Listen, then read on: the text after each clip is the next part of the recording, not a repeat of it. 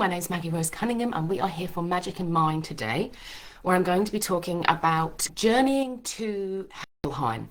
I'm going to give it, say, a little bit of an introduction while I'm waiting for people to arrive in the space, because for whatever reason, Facebook didn't match up that this was an event with this live, so hopefully people will come and join me very soon. As you join, say hello and let me know what your work in Helheim has been before. We're going to be looking at 4 techniques for working with Helheim, and just as a caveat, 2 of them are about us undertaking what you might call a shamanic journey, where a part of the self travels into Helheim, and 2 of the techniques that I'm sharing are about us inviting the energies of Helheim, the ancestors, Hela, into our own spaces here in Midgard. So I wanted to start by just sharing why I think that this work is important and why it is that I've been doing it for so long now. So Helheim isn't the only realm where the dead go within the Northern tradition, but it's, you might call it the default place, the default spot where people go once they have passed. They might end up in Odin's Hall if they've been particularly heroic, or they might end up in Freya's Hall if they died at sea, or if they were a sailor, then they may well go to Aegir's Hall down in the depths. But Helheim is where most of the dead go. And it is the realm of the dead on the world tree, which means that it isn't just the human dead who go there. Normally I try to keep these lives, I'm trying to keep them to about half an hour, but when I looked at what I wanted to share with you today with the 4 techniques, we may well go over a little bit. So if you're watching the recording, you can pause me and then you can make a cup of tea and you can come back. I believe that for us individually, there is so much that we can do by working with Helheim. So Helheim it's not related to the Christian hell in any way. Helheim means the home of Hela, the goddess of the dead. She's a very powerful goddess. She is a sibling of the Fenris wolf and of Jormungand, who is the serpent who is wrapped around Middle Earth, our world. A very powerful being, often described as being half of her face is a corpse and half of her body is vibrant with living energy. And that's important because we need to recognize that she is a guardian of a space of the realm of the dead, and she holds that space between the living and the dead, and she's very protective of that. The sources that I'm going to be working with and that I have worked with for many years now come from the work of Katie Gerard, Say the Gateways Are Open, from the work of Raven Caldera. I've got a lovely book called The Road to Hell by someone Ellis. It's up on my shelf here. So I've taken quite a lot of those sources of other people who've been working or who have looked at the historical references that we have to how to people worked with the dead, as well as a huge amount of personal work. So I did an apprenticeship with Hela, which started my own journey, my own individual journey of healing. And I do see Hela as a healing deity. The name, it would be lovely to be able to say, oh, the word whole and the word heal come from the same root as Hela. There is no suggestion in the sort of the linguistic suggestion that they do, but it just like resonates with me quite a lot. In her realm, in Helheim, the dead congregate there, from my experience, in order to process and prepare for and release from the past life that they have just had, because in the Northern tradition, they believe in, or we believe in, multiple lives, and to prepare for the next life, which means leaving behind stuff, getting ready if there has been trauma in that past lifetime, if there's learning, if the soul has received deep wisdom that needs to be integrated. It happens in Helheim. And so for us as individuals, we can go to Helheim to undertake ancestral healing with our ancestors. That will mean that whatever has been in the ancestral line and might have passed down to us can be cleared at that level. And I've done interviews with Katie Gerard on that before, if you wanted to look in the YouTube channel to have a little bit more of a look at that. And it is also a place where we can undertake work which is for the living, which is the work of grief and sorrow and mourning, which we don't have strong, robust rituals to support us in that anymore. Death tends to be a taboo, and there is so much healing that needs to be done for us around that. So there is an individual healing journey that Helheim can support, where we can go and work. We can actually work with our past lives there. If you think about Helheim as being a place where we've been multiple times and we have processed grief and we've dealt with what needed to be dealt with so that we were ready for future lifetimes, we can also go back. And it's almost like Helheim can be a bit of a repository for those old memories, so we can receive wisdom from our past selves there. But more frequently, people will do ancestral work, so they'll go and connect with not just their blood ancestors, could be ancestors who have passed on a particular tradition, or it could simply be people that require healing and that you are just the person to do it, in this time, so we could do it for that. But there is also a collective healing that I think needs to be done. And when I started on the grief journeys that I went through, that formed the beginning of my apprenticeship with Hela. Did not have an easy relationship with her to start with. Hela is a deity who is deeply interested in our healing, and she will hold our anger for as long as is necessary. And I was very angry for quite a long time. And this is where I learned such profound respect for her, because she's patient, she's patient and she holds that space for us. But I started to visit cemeteries and graveyards in my local area at that time and to sing for the dead in the absence of my own dead. And what I realized was places where we go to commune with the dead, where their remains are housed, can feel so vibrant and alive and full of love when the relationship between the dead and the living is one that is tended and cared for, and the graves are visited often and prayers or song are offered. And then you can go to spaces where the graves, the cemeteries, whatever, haven't been tended to for a long time, and they can feel really spooky. They can sort of feel a bit spooky and weird and lost, and they're empty spaces because the life force energy isn't there.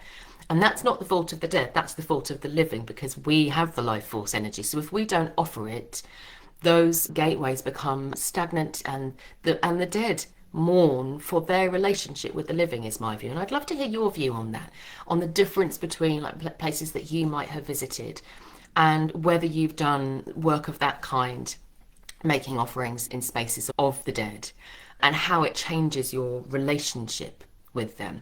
And I think this is important for us fundamentally as a species right now, not only because we've probably got lots of collective healing to do, I'll talk about that a little bit later, but also because if we're disconnected from our ancestors, and if we are afraid of our spaces of the dead, and if we neglect them, and when we go to them we feel a bit weird and then we run away again, we don't seek to build that connection, we lose our connection to our own place in the chain of ancestors, which means not just our place in the chain of ancestors going backwards, but also our place in the chain of ancestors going forward. Now, that ability to stand in front of your ancestors past and future and say, I have contributed, I've done my bit, I have left the world a better place, is being severely mangled at the moment, I feel. There's an element of shame that is our own healing work that needs to be done, to be able to stand in front of our ancestors and say, we're caring for our planet really deeply, and we've learned the lessons that you've taught us about war and poverty and being kind to each other, and we're taking that forward. Some of us, we're trying, but hiding from that relationship, turning our faces away from that relationship, isn't going to fix that actual ability to stand with the ancestors and feel like we're part of them, and to experience their forgiveness in a sense, because they need to receive it from us as well, because they were by no means perfect, is part of the process of ancestral healing and of collective ancestral healing. So let me know your thoughts about that. What is it that you want to receive from your relationship with the ancestors and with the dead? Let me know what your thoughts are there. As I said, I'm going to share 4 techniques for working with the dead. It looks like my phone isn't even connecting to the video yet, but I can see that people are saying, are liking and things like that, so that's good. So there are actually people here. I will make sure that I respond to your comments, and I'm so sorry I was all set up and it was all looking really good, and I don't understand why Facebook is having so many problems sharing things right now. Yes, please do keep your comments coming, and if I can't see them during the live, I will respond to them afterwards. So the first technique that I wanted to share with you is one that if you've done any ancestral work within a pagan context before, you'll be reasonably familiar with. So what I'm going to do is I'm going to explain how you might bring more of a sense of the Northern European tradition into that. At this time of year, right now it's September, we're starting to move towards, we've got the autumn equinox and then Samhain, in a period of time where the veils between the worlds are thinner. So many people celebrate Samhain, which is a Celtic festival. It's not a Norse festival or an Anglo-Saxon festival, it is Celtic. But it does signify an energetic change, an energetic shift. I think both in the Northern Hemisphere and the Southern Hemisphere, slightly different in the Southern Hemisphere, and I'm talking mainly about Northern Hemisphere here, and the rune wheel applies to both. And the gateways between the worlds are thin at this time on both sides, sort of during the equinoxes. I think fine, just after both of the equinoxes, that tends to be when they are thin regardless. But there is a little bit of a skew here towards the Northern Hemisphere. And when the nights become longer and it's getting colder and we're inside more and there is more a sense of silence and peace coming, and that sort of light in the darkness, all of these things help to awaken our seer selves and our mystic selves who want that connection with our ancestors. With the runes on the runic wheel, I find that from the half month of Gibo, which is just at the very beginning of October, all the way through to the half month of Northes, which is at the end of November, so a 2-month block, we can do a lot of really powerful work with the ancestors during this period of time. So one of the things that you might start out with a ceremony of invitation, where you invite the energies of the ancestors to be present with you. And you might set up a space, you might have candles, you're likely to have offerings of some sort, maybe some food or some drink that you will potentially partake of yourself, some of it, and then offer some of it to the dead by then placing it outside for the wildlife to take it. All of these things are quite common. You might also have a bell. It's quite nice. This is my bell. This is my grandmother's bell, and I use it now when I'm doing my ceremonies with the dead, to ring to call the dead in, and also to ring at the end of the ceremony. And those are quite traditional within a pagan context. If you're working within a Northern European context, then naming your ancestors, so doing some research with your family tree and naming your ancestors. You can also name people who are like very precious to you. So I named my godmother, who's obviously not a member of my family tree, but she's certainly a member of my spiritual family tree. You can, that act of naming is very important within the Northern European tradition. You can also bring in stories and artifacts and objects that have been passed down to you. I wear this bracelet pretty much all of the time. Again, it was my maternal grandmother's. I've got books behind me that contain family stories in them. So you can bring, it's an active invitation and an active honouring. So there's naming the ancestors. And the other thing is asking permission from Hela. So remember that I said that Hela is very protective of the dead. She's very protective of this relationship with the dead. So if you rock up and you say, oh, I want to have a little bit of I want to find out what it's like to work with the dead, and you're curious and you want to have a bit of experience and maybe freak yourselves out with your mates. I don't know if anyone has ever felt that when you're a teenager. It seems to be a little bit of a teenage rite of passage, doesn't it? Hela's not going to be that impressed. You might still get something coming through, and I think there are 3 reasons why you might still get something coming through if you bring that sort of energy of, oh, I'm doing this for a laugh. You know, Hela might decide this person perhaps needs a little bit of a lesson, so they come more respectfully next time. So you might have the hair on the back of the neck and the freaky experience happens because she's saying, come back when you're a bit more mature, essentially. There's something here, but it's not for you right now.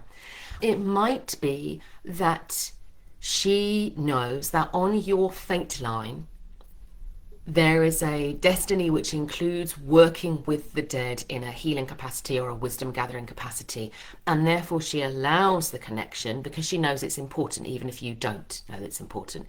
Sorry if my light's flickering a bit weirdly, the sun is interplaying. there at the moment. So it might be that she initiates that because she wants to and because there's a purpose that you might be aware of. Or it might be that there is a member of the dead who has made that request themselves because they want to connect with you, and so they've done the work for you.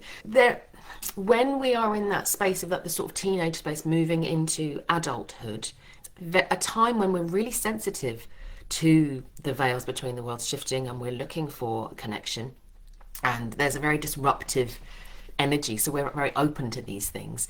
It's better to go with a bit of respect. So you don't need to do a lot in order to ask permission of Hela. Firstly, you need to set an intention. So the intention might be, I want to commune with my ancestors to honor them. That act of honoring is very important. You remember that I talked about that sense of us being a collective, of us being part of a great chain. So that honoring is then a recognition of them as part of the great chain and a remembering of them, which keeps the bridge open. Now, it's important for keeping that bridge open.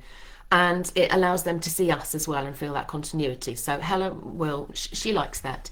It might be that we're making offerings to them, or that we want to undertake healing with them, and we're introducing ourselves and saying, I'm on this healing path, I'd like to support to help me to do that. Now, I want to honour my paternal line, my maternal line, my spiritual line. If you're working within the Northern tradition, you might say, I'm just looking to connect with people and teachers, with spirit teachers. Those sorts of things might come through. You can absolutely do that. And you can say, Hela, please guard and protect this space. And you can make an offering to her specifically. So I said you can make an offering to the ancestors, but you could also make an offering to Hela as well. This is my offering cup here for Hela and the ancestors, and you can see that it's quite dark on the inside. If I tip it, you'll see it looks quite disgusting.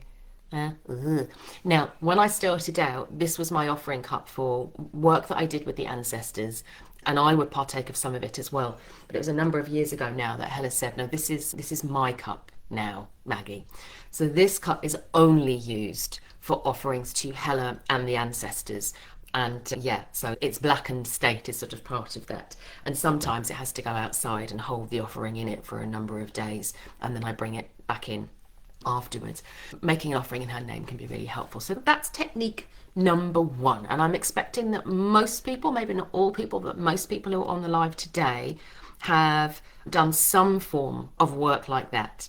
Still having a look and seeing, oh yes, I've got a couple more things here. Lovely. Hi Mina, lovely to see you. Ironically, I've been so absent because I'm still in the thick of deep ancestral healing. And that's right, isn't it? Sometimes we're in that realm working with the ancestors, and we have to let other things go. We have to let other relationships or other parts of our work, because we can only send our energy in so many places at once. Which is actually helpful, Mina, thank you, because I'll mention this now before we go on to the second technique. In the Northern tradition, I said that I did an apprenticeship with Hela, but I also did an apprenticeship with Freya. And Freya is a goddess who teaches Seidh work, so that trance work. Seidh rites were often rites of connection with ancestral wisdom and knowledge and power.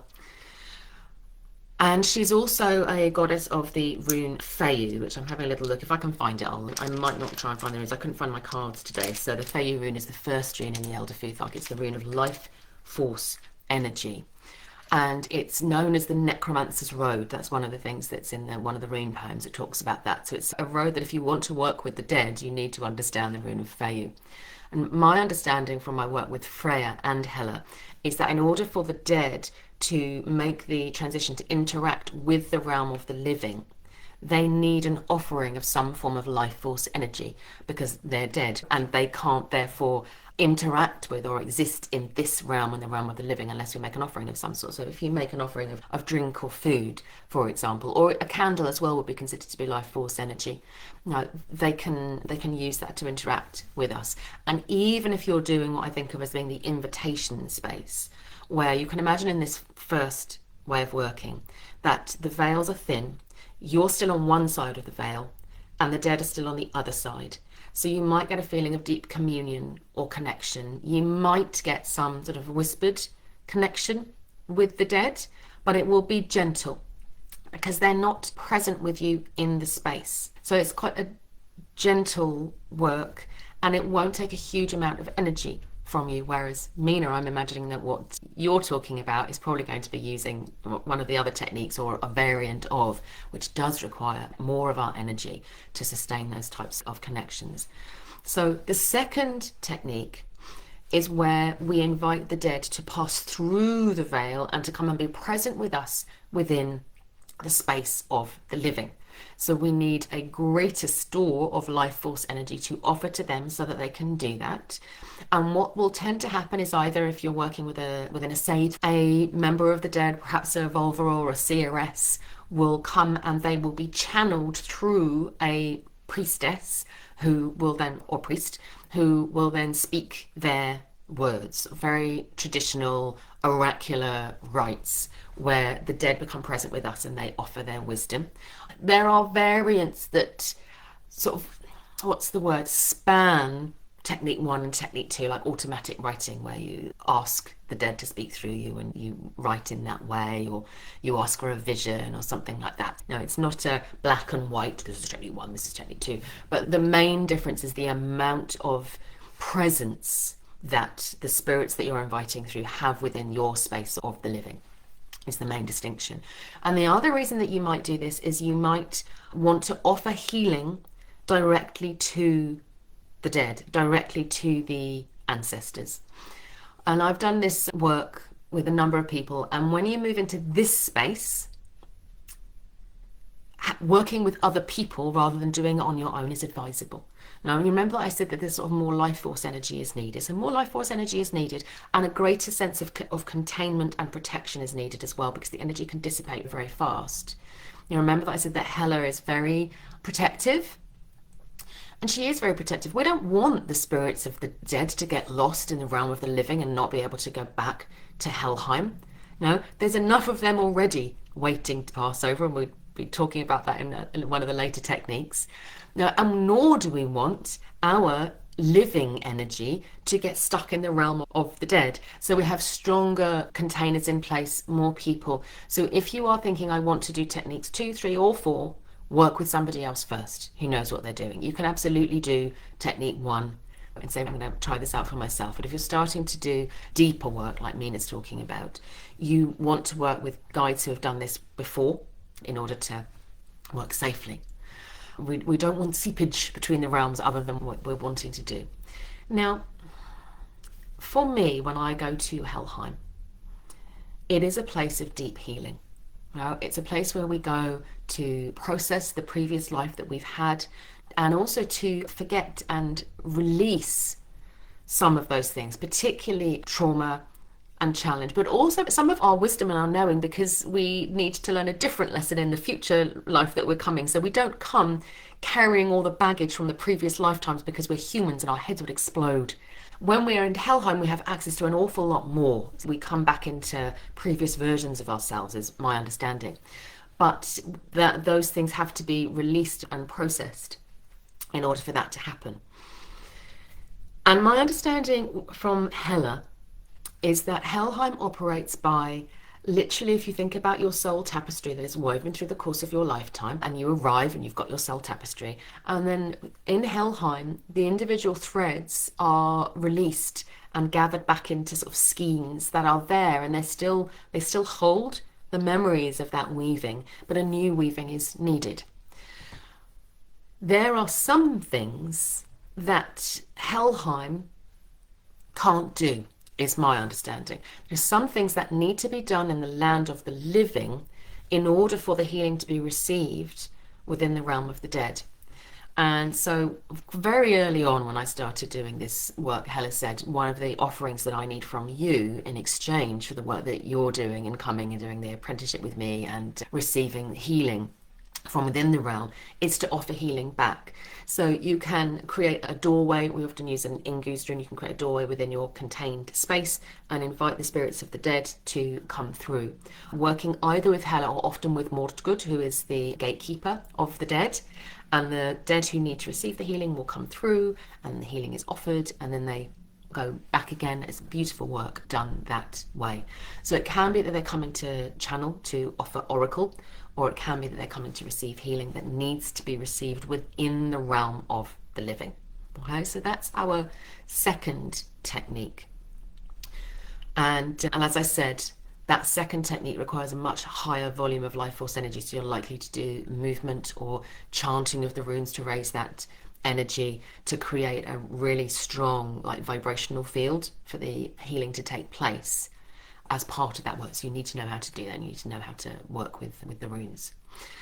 Our third technique is where we start to actually go ourselves. So instead of saying we extend an invitation to the realm of the dead to interact with us, we say we want to go and we want to interact with this. And this is quite a traditional technique which is slightly blurred between 2 and 3 in Scythe rites. So what a priestess who is a Scythe priestess, an oracle or a volva, as you might say if you were talking of using a more traditional and authentic term, what they will often describe is while everybody else is in the physical space of Midgard, they or part of them will journey down to Helheim and to the outskirts of Helheim, which is a technique that we know from Odin went and he spoke to the Volva, the priestess, the oracles, who were buried under the burial mounds outside of Helheim in the sort of liminal space.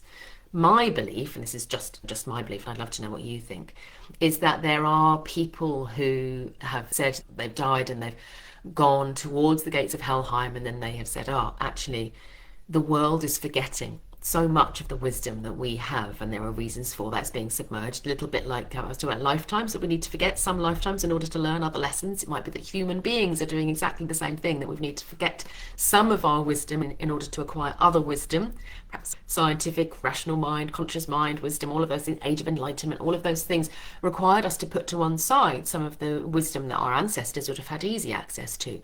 But that some of the ancestors decided to wait. They said, we will wait so that when the time comes, we are here and we're ready and we're holding that wisdom. We're not going to pass through the gates of Helheim into the space of forgetting and move on. We will be like living repositories of wisdom, is my personal view of how that works. And so the oracular, the Volva will travel down into this liminal space and will then speak to a seeress and another seer, Volva, and they will then channel, and it's like they'll merge with that being and they will bring their wisdom through into the space of Midgard. So it could be that some people in the space are in space 2 and some are in space 3. So in space 3, you journey down, and I worked with Freya a lot on this. Freya as the goddess of the Necromancer's Road and of Feyu, and very much this life force energy which you need in order to do this. You have to have strong life force energy to go near to the realms of the dead without starting to experience what the dead experience, without starting to release parts of self, which is not what we want. If you're in the realm of the living, that's not what you're there to do. You need to come back with all your life force energy intact, but you wear a cloak so that you're not going vroom, vroom in the poor spaces of the dead where they want their rest and their peace. And so you will go down, you might ride on a spirit animal. It's one of the ways that Freya taught me. Often we use the Ingu's rune, and instead of it being a doorway, it becomes like a little lift, especially if you're working with a group of people. It sinks down into Helheim. It's quite cool. We do that in Yggdrasil's Path in some of our ceremonies, our graduate ceremonies there. And you interact with the beings who are there in that liminal space. They haven't yet passed across the bridges of Helheim. So Helheim has at least 2 bridges, but not many more, because Hela guards her space. So we have the bridge that the dead go over to enter Helheim, and then we have a smaller bridge which is known as the Visitor's Bridge, and Mordred seems to be present at both. She's guarding both, but you certainly have to speak to her if you want to go in. But if you aren't seeking to go in, if you're staying on the outside, it's still Hela's border. So you're still going to want to do everything that we did in Technique 1, with making the offerings, etc., and doing your preparation work. And then you can go down and you can either channel, you can speak to a member of the dead who is present, or you might be doing assisted crossings, because not everyone who is outside of the space of Helheim wants to be there or is there consciously. There are quite a lot of people, quite a lot of souls who gather there, and they're afraid to make the crossing into Helheim. The bridge across Helheim it appears differently to different people, but it's normally an experience of fear. So that it's the crossing of the abyss from the space of the living into the space of the dead. So it represents fears. and people can feel afraid to cross it. Those of you who listened to my story that I did the last match, which is a sort of retelling of the little match girl, but from the perspective of what happens after, will know a little bit more about this, because I shared quite a lot more about that. A lot of the story takes place in this space. My experience is that people who are on this side of the barrier are either afraid to enter Helheim because they think that they're going to be judged, or it's going to be a place that's very difficult and challenging. Maybe they have a fear, they're conflating it with a Christian hell, which it is not. Or it can be that they haven't experienced the mourning, the rite of passage, a supported rite of passage. No one was with them when they died, or no one offered prayers or song for them, and they're afraid and they're alone. Certainly after COVID, it seemed that there were a lot more people who were struggling to make that crossing. And so a lot of people who go down to do this work are doing it in order to perform those rites for the dead so that they can cross and make that crossing. It's a really beautiful thing to do, to hold that space and to particularly to sing the songs of crossing and to help people to pass in that way. So again, we might offer it because we want to receive wisdom, or we might do it because we want to offer healing. So that's our technique 3. I think that we've got at least a couple of people on the live who've done that with me before. Let me know what your experiences of that were. As I say, it seems to be catching up very slowly with your comments, so I really apologise. Maggie, you're talking about most of your ancestors passed before you're born, so it's forging new relationships and lots of healing. I think this is very true, isn't it? It's that because somebody has passed doesn't mean that we can't have an active relationship with them. I've done a huge healing journey with a member of my ancestral line who I never met, and most of my family didn't meet him. And I have forged a connection with him through working with him now. Yeah, and it's been amazing, a really healing experience, I hope for him as well as for me, and a sense of stepping into wholeness. And I'll try and remember to go back through the half-month runes and talk about how the half-months can hold different spaces for us to do this work. I'll do my best to remember to do that because I think that could be really helpful. So yes, we can go for our own personal healing. And when we do that, we're moving into technique 4, which is where we go over the guest bridge. So we'll set our intentions, very important, because we're asking Hela's permission to enter Helheim itself at this point. And Morrsgood will know if her name's down. Let's just say your name's not down, you're not coming in. So you'll set an intention, like Maggie so beautifully put. I didn't get to meet a lot of my ancestors, and therefore I want to build that relationship with them now. And so we'll say what it is we want to do, we'll make the offerings in the same way, and we'll enter Helheim.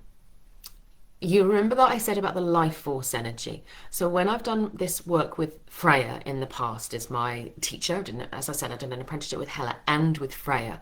And they definitely work in partnership with each other to hold this liminal space, this space between the worlds. But Freya has never entered Helheim with me. I'd love to know if you've done work with Freya before, has she ever entered Helheim with you? Because she never has for me. And the reason that she said is because, I mean, she is just a beacon of life force energy. And so she taught me, you wear the cloak, you wear the seer's cloak when you enter Helheim, so as not to disrupt the dead, because our energy is loud. It's like a big foghorn blaring to them. It's for those of you who've done work with me before on the runes, or who obviously just know the runes well, you know that Feyu is very associated with Nya, which is our own personal store of luck and life force energy. And it is said that we can't take that with us into the realm of the dead. We have to pass it on to our successors, for want of a better word. Some of the people who don't make the crossing don't make it because they don't want to let go of that energy. They're frightened to let go of it, and they need help to be able to let go of it and to pass it on, because you can't go into Helheim as a member of the dead. You can't cross the main bridge with that. If you're going in as a member of the living, you want to hold on to that. And I'll tell you a little bit more about why that is in a moment. But you do it, you wear your cloak so that you're not a big old bearing beacon in order to do that. So you wear your cloak and you go in, and most of the information that I've received about this has come from Raven Caldera's work. I found this really helpful. Explanations and descriptions of what Helheim was like.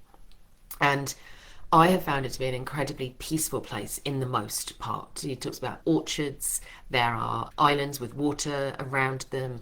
It's very calm, it's very peaceful, and it is a place from my view, where the dead go for rest, healing, restoration, and release work before they are ready for the next lifetime. So we can go and interact with them, and it might be that we need to receive healing. We need to forge a relationship with our ancestors, and that's why we're there. Or it might be that they need to receive healing, either for themselves or because they're holding on to something that is then passed down the ancestral chain, and we get it there. As I said, I've talked with Katie Gerard more about that. So it's a very reciprocal healing relationship, and it's very personal. It doesn't tend to, sometimes it can be, but it doesn't tend to be that when you go into Helheim that you're asked to do healing for a member of the dead who isn't connected to you in some way. Sometimes I've been given things and said, take this outside of Helheim and do some work for ancestors of other people. But when you go into Helheim yourself, it tends to be that even if it's a very tenuous connection, you receive something as well. It just seems to be the way that it works. There are places in Helheim that can feel very unpleasant. And Caldera explains this. I think I would agree. I think it makes sense to me that for some people, they feel shame, hatred of themselves, whatever it is, they've done things that they find it really difficult to forgive, and therefore they believe that they require some form of punishment. And Helheim offers that to them because that's what their soul tells it that they need. So Helheim is a place of healing, but for some of us, a path of suffering is chosen. I haven't had many experiences of that, but it makes sense to me that there would be places where that might be the case. And it can be quite distressing, I think, to go to those and to witness those places. If you are a healer and you're like, I want to fix that. But that process tends to be one that we can't involve with, because that is a healing offered by Helheim. It is not a healing offered within the land of the living. But all of the things that I was talking about around restorative family connection, being able to step in front of our ancestors and say, yeah, I've not done a great job, but I'm contributing to the carbon footprint. I can't deny. Being able to do that is something that can be done within the land of the living. It's available to us now, which would prevent us then taking all of that baggage into Helheim, then saying, oh, I've got this guilt that I need to do something with, and I don't know how to process it other than in this way, and the Helheim will offer the healing that it can, working with our soul as its blueprint. So I think that's worth bearing in mind, that you can go into places that can feel not very nice at all, and that's the explanation that Caldera gave, and it's one that I can understand why that might be the case. So we can go into Helheim and we can have these experiences. Now, I would not recommend going into Helheim on your own. And by that I mean without having somebody actually in your physical space with you, who anchors you and brings you back.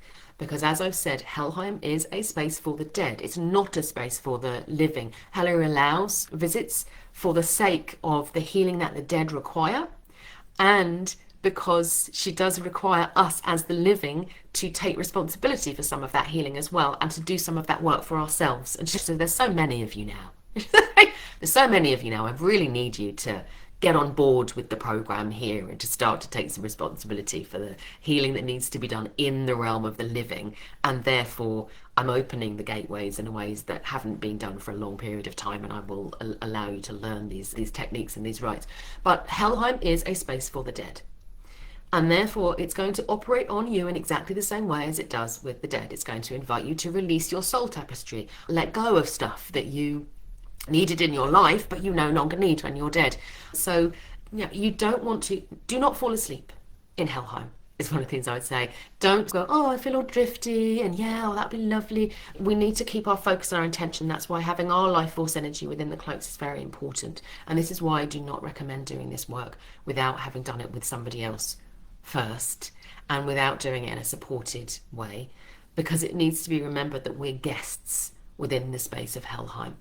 When we do technique 1 and technique 2, the dead are our guests, and so it's our responsibility to take care of and nurture them and look after them, but we can't prevent the rules of the realm of the living from applying. And the same is true when we go into Helheim. So understanding those rules and what you can do to protect yourself is part of taking responsibility for that relationship between the realms of the living and the dead. I'm going to see if I can see any more of the comments, then I'll tell you a little bit about the runes that half months and how you can use those energies of those half months if you're doing this work.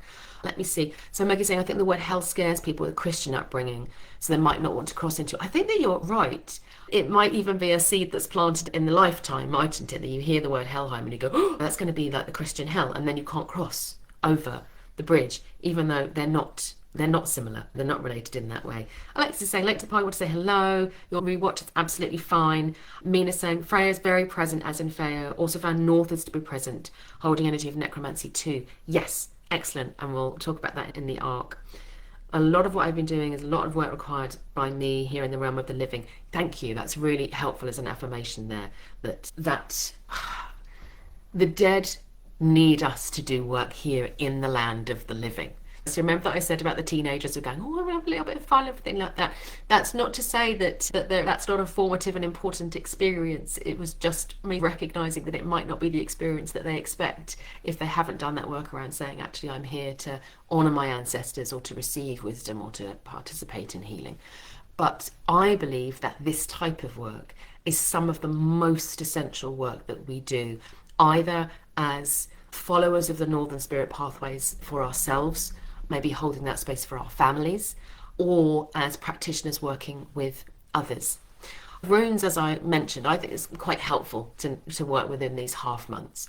So the Gibo rune is when we can start some really lovely, powerful work with our ancestors, because the rune is the rune of gift giving and contracts, giving and receiving and reciprocity. So it's great for doing reciprocal healing work. If you are traveling into Helheim, it's great for initiating a new arc of healing work with an ancestor who you might feel, oh, there's a Gibo connection here. There's literally, if you think about two threads being tied, they're tied and we're going to make a commitment to do work together in that way. Or I can make offerings to the dead during this period of time and I'm not sure what I'm going to receive back, but I'm open to whatever receives back. It's the energy of exchange that comes through with Gibo.